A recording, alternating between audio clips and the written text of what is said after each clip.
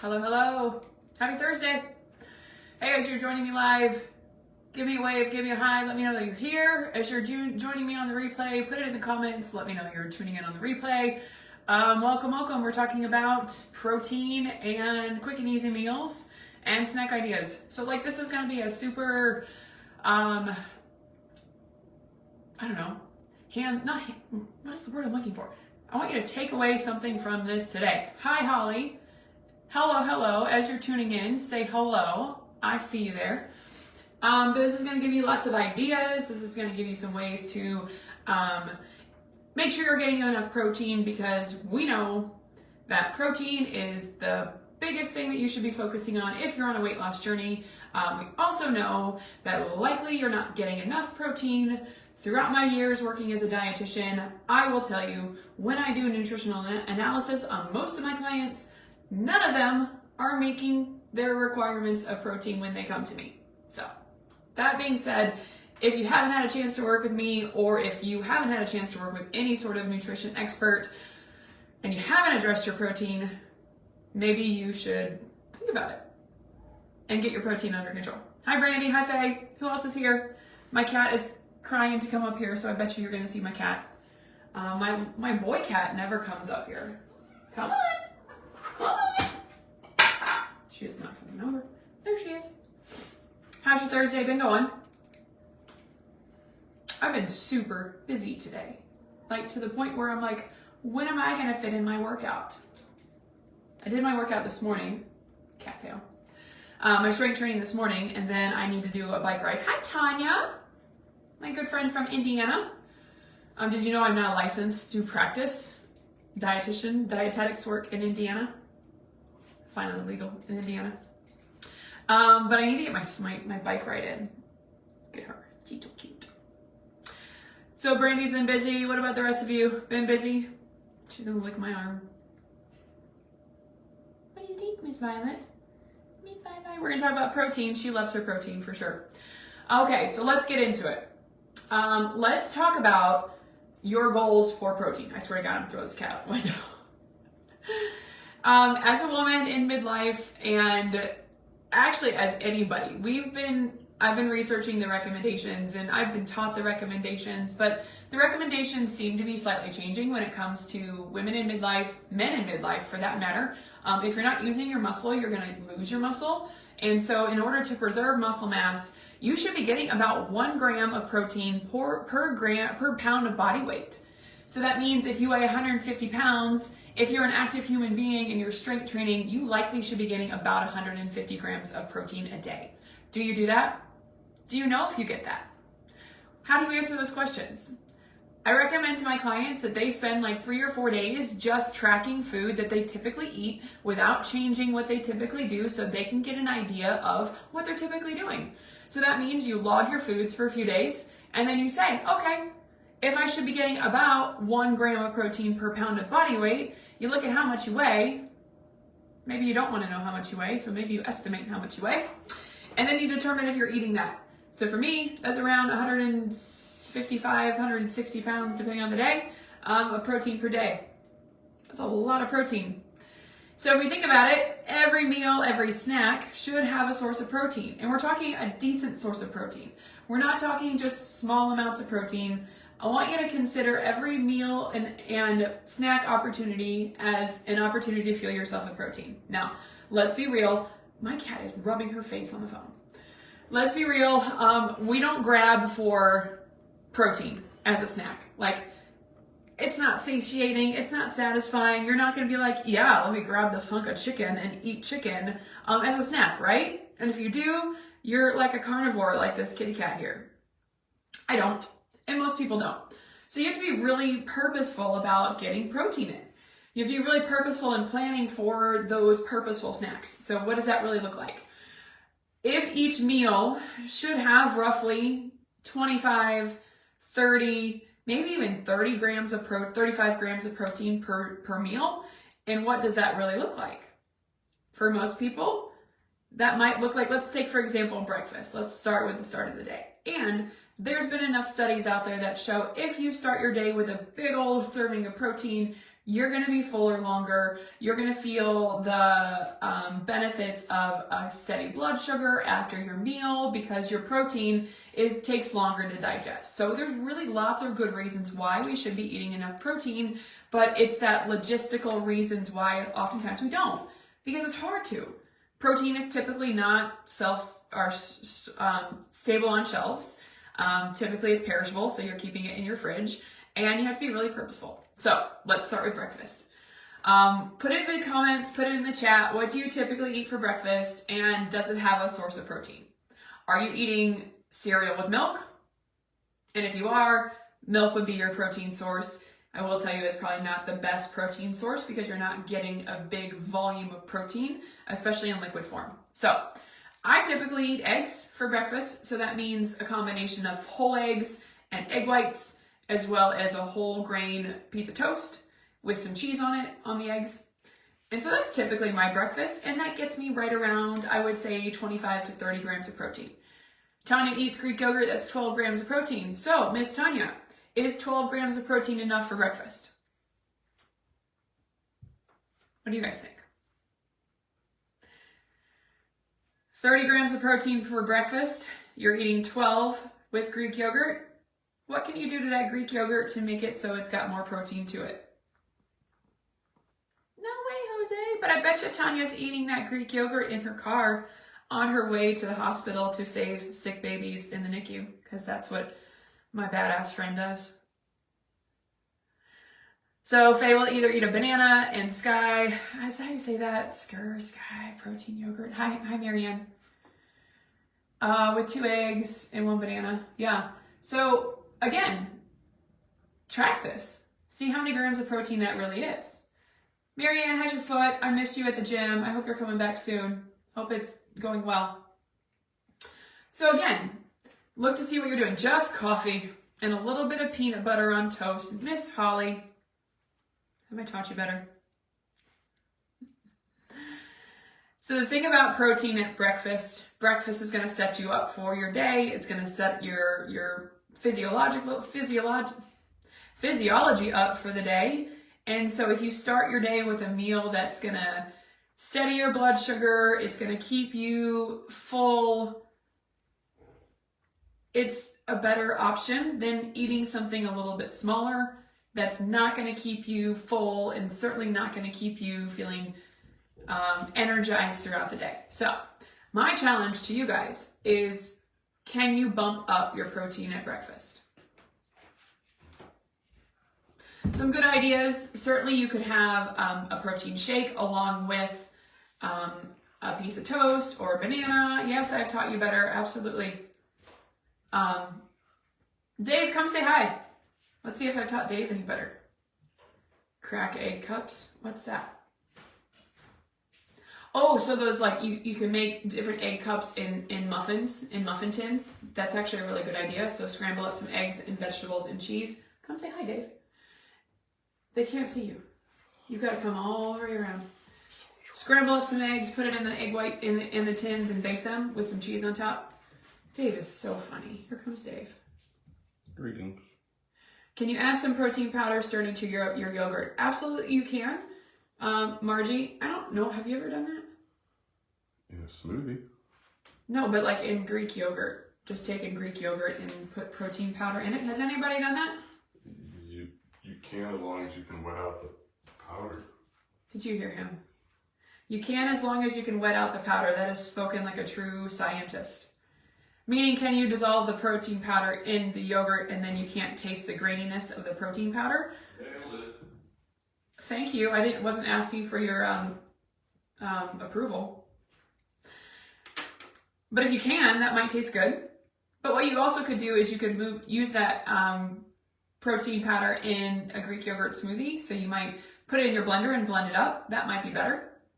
So again, you're shooting for about 25 to 30, 35 grams of protein for breakfast. If you were going to do that in eggs are about 6, 7, 8 grams of protein depending on the size. So you do the math. How many eggs would you have to do if it was 6 grams of protein per egg and you're shooting for 25 to 35 grams of protein? It's a lot of eggs. Which is also why I tend to mix in egg whites as well. Oh, those eggs, scrambles. I know what you mean, Brandy. So she's talking about those things you can get prepackaged in the grocery store. Well, all you do is crack an egg into it and then you put it in the microwave, right? Yeah, I used to use those a lot when I was traveling. Those were really good options. Like, one of my pictures fell down. Not very happy about it. Okay. 35 grams of protein per meal. So let's talk lunch. What do you typically do for lunch? Put it in the comments. Lunch for me isn't always the same thing. Lunch for me tends to be whatever sort of leftovers we have or something I can make really quickly. Today I made a lower calorie version of a pepperoni pizza, and I thought to myself, this probably isn't going to have enough protein until I actually added it all up between the Lavish bread, the Joseph Lavish bread, those big whole wheat fiber wraps I use as the base, and then the cheese that I was using, and then the protein, the pepperoni from the protein from the pepperoni. It ended up being about 30 grams. So it's actually pretty surprised. Tanya typically does leftovers or egg sandwiches. Yeah. So again, 30 grams of protein per meal. Your meals should be based around your protein source. So when I counsel clients and when I talk to people about how to create a plate, how to design a plate, how to, balance your meals for optimal nutrition, I always ask myself 3 different questions. And the very first one is, what's my protein source? And so for some things that might be, it's just chicken. Sometimes it could be something as simple as protein pancakes. It could be something as a protein smoothie. So there's always going to have to be some kind of protein source. If you're sitting down to a meal and you can't identify a protein source, then likely we need to revisit and revise that meal. So a good example would be if you sit down to a pasta dish and maybe it's just a bowl of macaroni and cheese. Yes, the pasta will give you a little bit of protein, the cheese will give you just a little bit of protein. But if I were to classify those items, carbs and fat, not protein. Okay? So the second question I always ask myself is, what's my source of fiber? And so oftentimes sources of fiber can be your whole grain breads, whole grain pasta, can it be fruits and vegetables? Whatever your source of fiber is, that should be on your plate as well. And finally, what's your carb source and is it balanced within the meal? Meaning, is your meal 100% carbs? Then if it is, then it's not a design balanced meal. If it's not, if you are serving yourself a serving of carbs, is it about 1/4 of the plate? Rather, is it not covering the entire plate like a bowl of rice or a bowl of pasta? Let's see, I see some comments coming in. So this is about what you eat for lunch. Omelet or beef, chicken, some quinoa, some vegetables when I can. Not at the moment though. Grilled chicken, lettuce. So, okay, I'm gonna ask you another question. And we talked about this on my group coaching call. So I'm running a group program with a bunch of ladies that have lots of health goals, and we're all doing it together. So if you're interested, let me know. We talked about, are you that type of person that eats the same thing every single day? Will you be that person that can eat the same thing once you've figured it out, or maybe once you've cooked it in bulk? I have a client who literally will cook the same casserole dish for breakfast and just cut herself the 6 servings she needs for the week, not including Sunday, and then she'll eat that all week. Same thing with lunch. She'll make the same thing every lunch. Have the same thing. Are you that person? Nope, Brandy's not that person. I'm not that person either. The only time I can be is for breakfast. I tend to eat the same breakfast because I'm, frankly, don't want to figure it out, and Dave makes my breakfast a lot. Dave does make my breakfast a lot, and he is very nice to make my breakfast, but sometimes I'm like, I should cook something else. There's nothing wrong with that. So I say there's nothing wrong with that, because then you can cut the mental labor that you have to make all these decisions of what to eat, especially in the morning. Like Brandy says, she's not awake. I don't want to make those decisions. Okay, so Tanya can't be that person. So what do you do, Tanya? If you can't eat the same thing on repeat like that, then how do you keep things being less boring, but also how do you keep things balanced and keep things within the nutrition that you know you need to have? That's a good question. Because we all know this, we eat foods for a variety of different reasons. We don't just eat to fuel our bodies. Like, we eat because we enjoy it.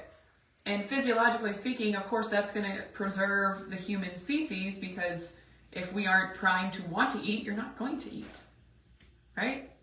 That's why having sex is so much fun, because it keeps the human species going. Okay.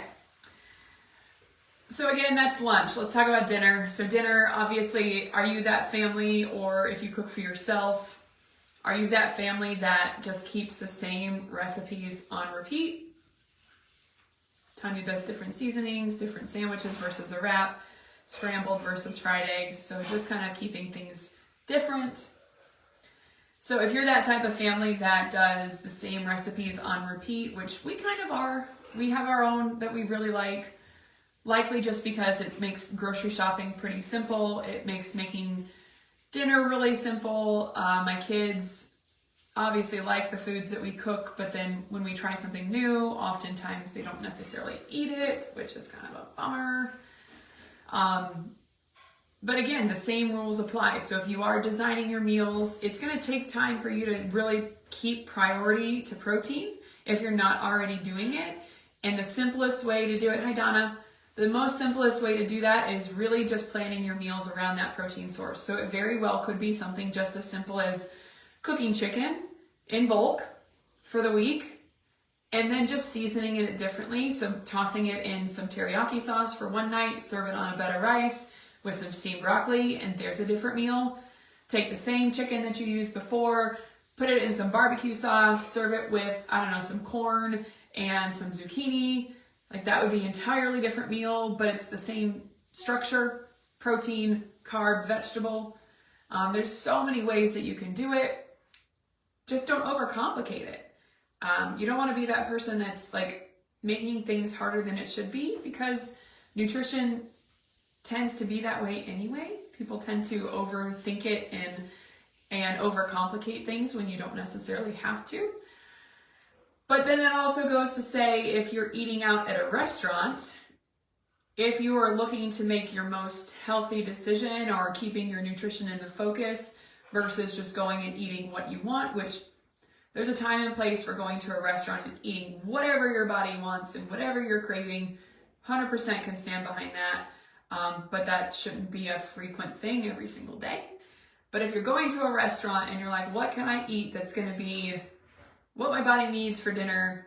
Again, look for those things that have the leaner cuts of protein. So we're talking about chicken, sirloin, pork, anything with higher cuts of fat. So like ribeyes, strip steaks, those things that taste a little bit better. Also realize that when they make these meats, they could be making them with extra oil, extra butter, to make it really taste good at restaurants. So that's certainly something to be aware of when you're eating out, is that they truly do take your taste in mind versus your nutrition, and just be aware. And I'm not telling you things you don't already know, right?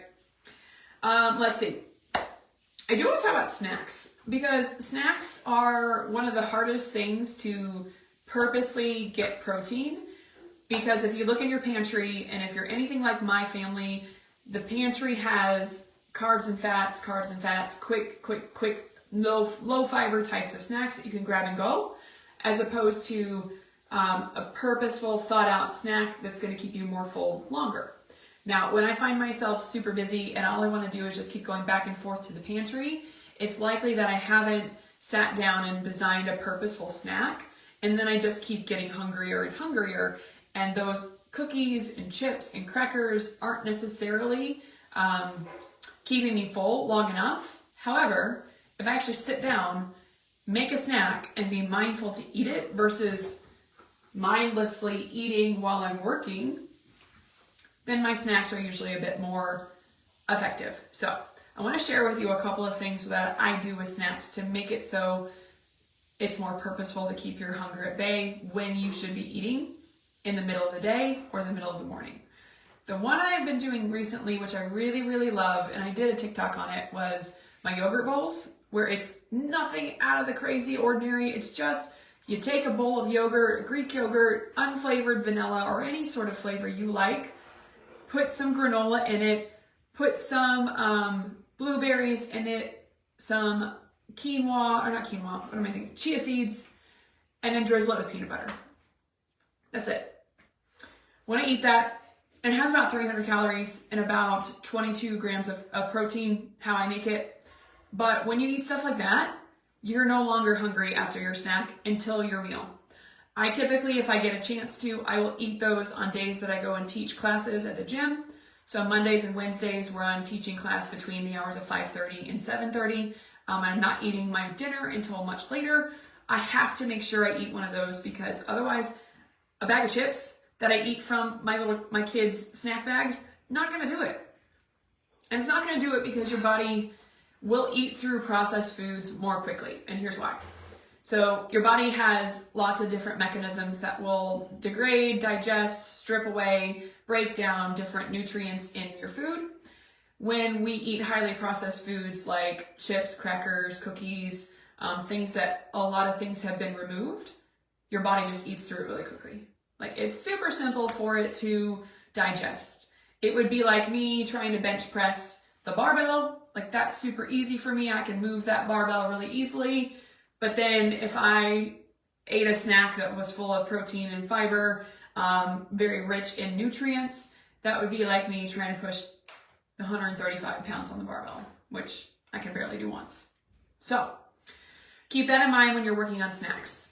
The other thing that I wanted to say with you guys is with snacks, here's another great one. And I actually haven't done this yet because I just saw this one on TikTok the other day and I was like, this is genius. So when it comes to snacks, think about dips. So dips that you can eat with like hummus, like with not crackers, but like vegetables, carrots, celery, anything like that, but they're high protein dips. So similar to like spinach and artichoke dip, ranch dip, anything that you would typically get at like a Super Bowl party, you can make in Greek yogurt style. So substituting anything from like sour cream, cream cheese, or even cutting the amount of those dishes, those sour cream, cream cheese, and then putting in unflavored Greek yogurt. So we're not talking vanilla flavored, we're talking plain Greek yogurt that tastes a little bit like sour cream. You can substitute any of that into those recipes and you're gonna automatically protein pack that dip. And if you are gonna make it a single serving, get your food scale out, and all you can do is just put in like half a cup of Greek yogurt and then put in the dip packets into that Greek yogurt and then just eat it with some crackers, eat it with some carrots. Yes. Have you done that, Tanya? Have you done that? I thought that sounded really great. So that's an idea. What else can we talk about? So when it comes to making it easier, it all starts with planning.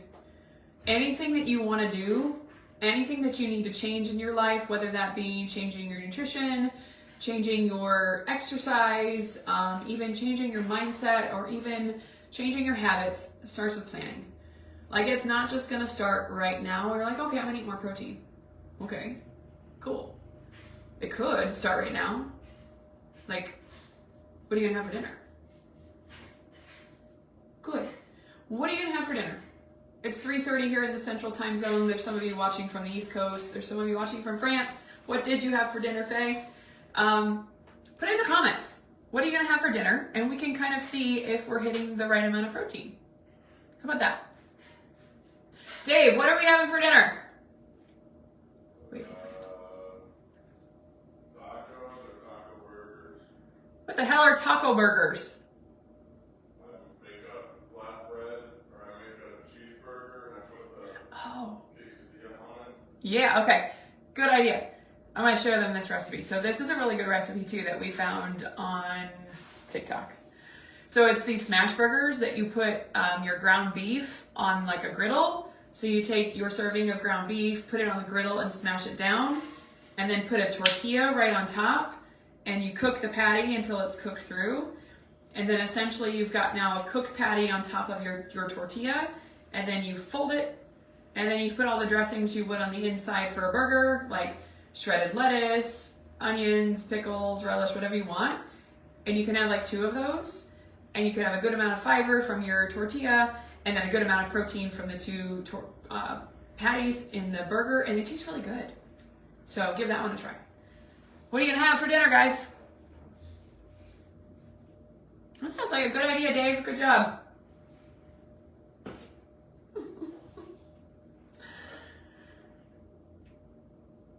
Yeah, TikTok recipes are great. Like seriously, if you're not on TikTok, you need to be on TikTok just for food recipes. I have a million of them saved from TikTok. There are so many great TikTok creators that create really low calorie, high protein meals. If you find that right niche, you can find a ton of stuff. Yep, totally. There's this one guy who promotes, his hook is always, if you're not using this 1-pan dish for weight loss, you're not doing it right. And he's got such great meal ideas. That's not me as a creator though, for sure. Cool. But it takes, let's get back to talking about this. So it takes planning. So if you're listening to this live and if you're listening to this on the replay and you're like, yeah, I probably should be prioritizing my protein more, and it's really a goal of yours, my challenge to you would be actually get out a tracker, MyFitnessPal, Lose It, whatever those apps are on your phone that you can actually track what you're eating. You'll be surprised how much protein you're getting, but to be honest with you, likely you're not getting enough, because in order to preserve muscle mass, if you didn't hear this in the beginning, in order to preserve your muscle mass in someone that's in their midlife, and especially women, that if you're not strength training, you're losing your muscle mass. It has been shown you lose your muscle mass 3% every year if you're not using it. 1 gram of protein per pound of body weight is the goal. So how much do you weigh? Are you getting that gram of protein in every single day? I haven't tracked my food in a long time. It'd be nice to know if I am. But it is a great idea to consider every single meal that you're eating and saying, am I getting enough protein and what does that look like? And so you really don't know until you actually do the measurements. And so if you're not doing that, give yourself a challenge, take 3 days, track all your food, and then see if you're hitting that protein target. If you're not, start to implement some of these tips where every single meal has a source of protein. You can identify it on your plate, and it is a significant portion. So don't tell me, hey, Julie, I had chicken nuggets. Okay. I had 6 chicken nuggets. Okay. How much protein is that exactly? And how much carbs were you getting from the breading, and how much fat were you getting from the fried stuff? So that's something to consider as well. And if you're not doing that, then even if you're not a fan of tracking, you can start to prioritize protein anyway, just by increasing the portion size of things that you're doing currently. I have a client I spoke with today, and that's all she's doing. She's not even tracking. She's just like, Julie, I'm just being really mindful of my servings of portions to carbs to protein. And she told me she would used to serve herself like this mountain of rice and a whole lot of vegetables, but then her protein source would be like a sliver of fish. And she's like, no, now that I've learned that my protein source needs to be a good third of my plate, she's like, I have cut down my rice serving, I've increased my protein serving. And she told me today that she did that one night, and normally by 10 o'clock, she's like looking to eat popcorn, she's looking to eat snacks. And she was like, I didn't even think about it. She's like, I just went straight to bed and didn't even think. She's like, I wasn't hungry at all. So that's a great way to do it. Faye asked about cottage cheese as a protein as a snack. Absolutely. So cottage cheese is kind of having its like heyday on TikTok right now. So you can find a lot of recipes that encourage you to eat cottage cheese in very inventive ways. So you can even just use cottage cheese as a bread, where you can make cottage cheese bread, where if you blend it up and you add some baking powder or baking soda, I think it's baking powder, and then you bake it, it's like this fluffy bread. I've not done that yet. There's a woman who lost over 400 pounds. Her name is like something Teresa. Well, get TikTok, Faye. Don't post any videos, but just get it to watch them. Like TikTok is, careful, it can be addicting. because there's some really good videos out there, and there's really great creators that share their life with you, and I think it's just a nice. It can be toxic too, so just be aware of that. Anyways, but cottage cheese is a great way to increase your protein. Great way you can do it, blend it up in your blender, and then just have it in your fridge and start to add it to things. So like add it to eggs, add it to sauces, add it to like your spaghetti sauce. That would be a great thing. I haven't done that yet, but you could do chickpea pasta, which has high amounts of protein, which is about 20 grams of protein per serving. And then you could take your spaghetti sauce, blend up some cottage cheese, put some vegetables in it, serve it on top of your spaghetti noodles, and then there's a huge amount of protein in there. You probably get around 50 grams of protein in that meal. Hi, Dana. You don't need another social media, whatever. You don't like cottage cheese, Holly? Yeah. I haven't tried it blended, but people say that when you blend it, it takes out that texture that I don't typically like. So if you blend it and then put it into things, I tell you, search TikTok for cottage cheese protein recipes and it would be all over the place. This cat. She'd be silly. Then you might get stuck with a lot of cat videos too. That's a great question, Faye. And if you like cottage cheese, certainly just eat it by itself with berries in it.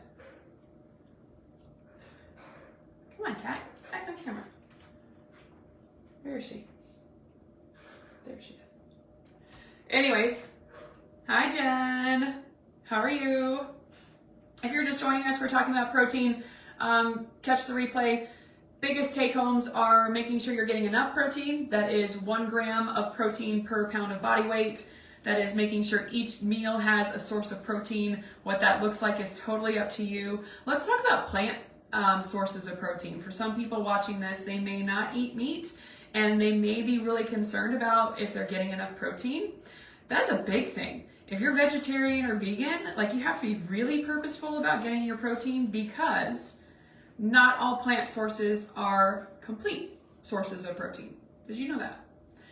What means to be a complete protein? A complete protein is something that has all of the amino acids that you need to build muscle and to build tissue in your body. And not all plant sources have all of the essential amino acids that you can't make in your body. All plant sources, or not all animal sources, dairy, meat, all of those things, will have a complete protein, just based on the biological nature of the protein. Now, plant sources, tofu, edamame, quinoa, lentils, what else? Quinoa is one of the only ones that is a complete protein, meaning it has all of your amino acids. It's high in protein, it's also high in carbs, so be aware of that. Are there any people that do eat vegetarian or vegan that are watching this now? Watching it now or either on the replay? One of the clients I was speaking about earlier, she is mainly a vegetarian, but she does eat fish occasionally, and she taught me something new. Have you ever heard of halloumi cheese? I'm gonna look it up again. Halloumi cheese, so I can get it right. So halloumi cheese is a good protein source. It's also a good fat source as well. Let me see, it has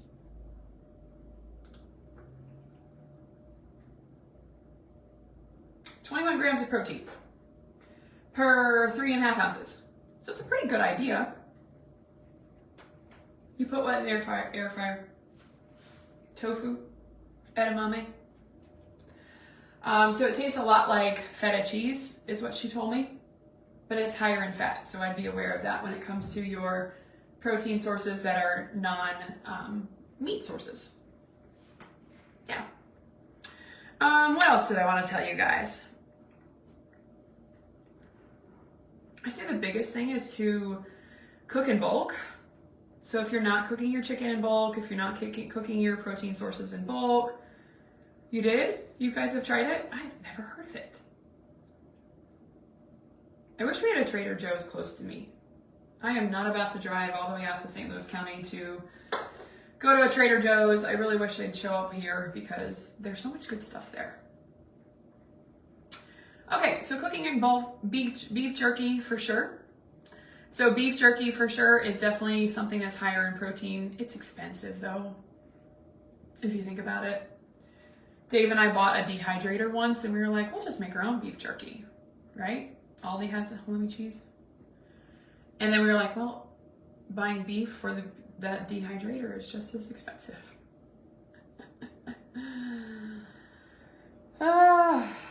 Oh, guys. I don't know if I have much else for you. Now I'm just sitting here messing with my cat because she just loves it. What are you guys doing this weekend? Anything fun? If you follow me on social media, I'm going to be posting from a rave. So I'm going to a music festival tomorrow. Saturday and Sunday, I'll be gone in Ohio. Yep, still spendy, for sure. Still spendy. So what else are you guys doing? Anything fun? I know it's been a minute since I've been doing Facebook Lives, so I'm trying to do my best to remember. It's just one of those things that I've been certainly busy doing business owner things. Your boy's 21st birthday. That's exciting.